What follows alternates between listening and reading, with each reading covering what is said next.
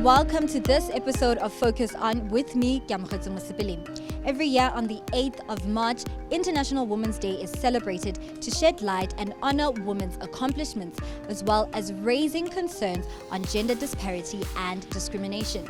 I'll be speaking to a number of pioneering women and female leaders about how they shape the global conversation on women empowerment. Sechaba, thank you so much for your time. Perhaps let's start off with giving us a reason why you chose to align yourself with this year's Leading Women Summit again this year.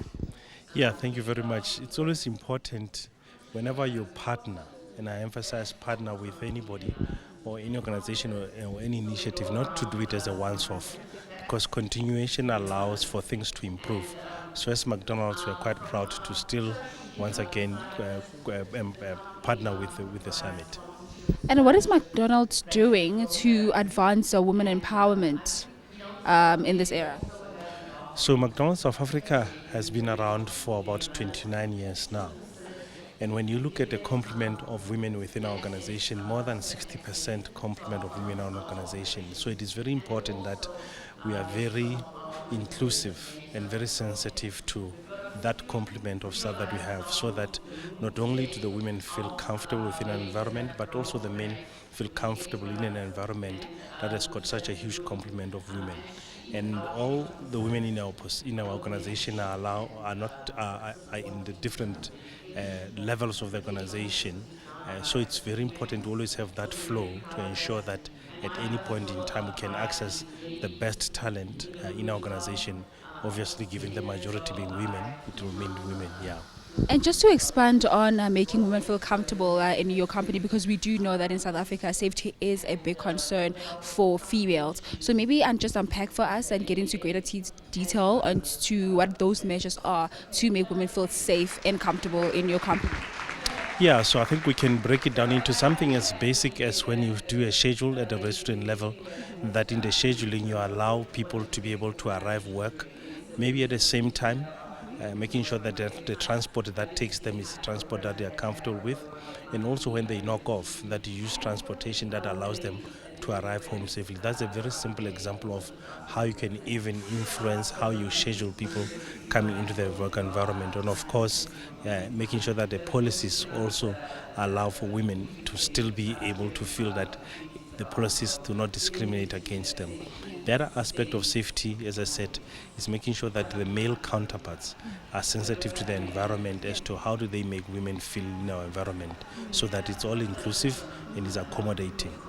And Sechaba, just in your view, how do you think gender plays a role in balancing money and power?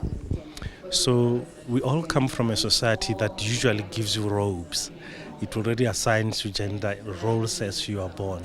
And that's part of why society is unequal, and we always have to balance this out, because some of the inequalities that you see in society comes out of the environment. So what we from McDonald's have an appreciation of is that because we sample or we bring people from the environment, they come with some of those challenges. So you'll find, for example, that women now are breadwinners, which from a society perspective, something that would have been expected from men. It's now how do you allow them and balance it out so that they don't feel the burden that comes with it.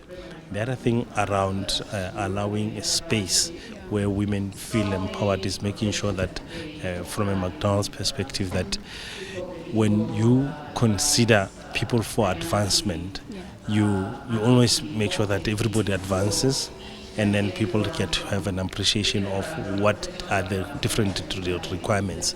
If you look at people that have got young kids, for example, is there an environment that allows them to live, to look after the kids, but still continue work offline?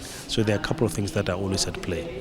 Okay. And any programs that you are running as McDonald's to bridge this big unemployment gap that we have in South Africa? So, we have just become a top employer recognized by the Top Employer Institute, and in it recognizes a number of things around how you approach HR, how you approach people, how do you ensure that there's, as I said, continuity in a more sustainable way. So when you then consider the work environment within McDonald's. I think maybe I'll come back to your question there. I just want to solidify the point that says it's one thing to advance people. It's one thing to make sure that the way that they stay in their environment and we don't lose them into the other outside of the organization. So we have what we call, we can even call it your attract and retain type strategy. And in the retention is the training that you give, the development that you give, the exposure that you give. We have got programs that we run at Hamburger University that allows people to continue to train themselves. Some of them are done overseas.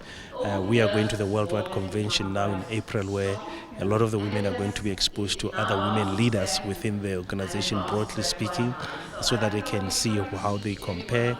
We sometimes have visitors coming in, women leaders coming into organization. That type of exposure allows people to have an appreciation that this is an environment that is accommodating of women. And we do a lot of surveys also to always check how well we are doing as McDonald's with the women. Not just when people leave and then you do exit interviews, and just making sure that we are always engaged.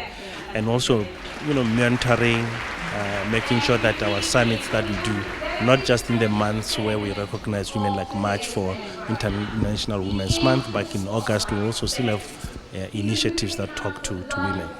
So as I just lastly before I let you go, as a male counterpart, what message do you hope to drive home for the women who are in attendance today? It's very important that we look at each other first as human beings before we strictly attach ourselves to gender roles. But as I said earlier, given that we are all wearing our own little robes, it's important to get the best out of each other. The working environment requires everybody to show up as themselves, because after all we are trying to craft solutions for society, and we are just a mirror of that society. So it's fantastic to see a room full of women leaders that are empowering themselves so that they can empower those that are in their company. So we are proud as McDonald's to continue to partner with Forbes for this Women's Leadership Summit.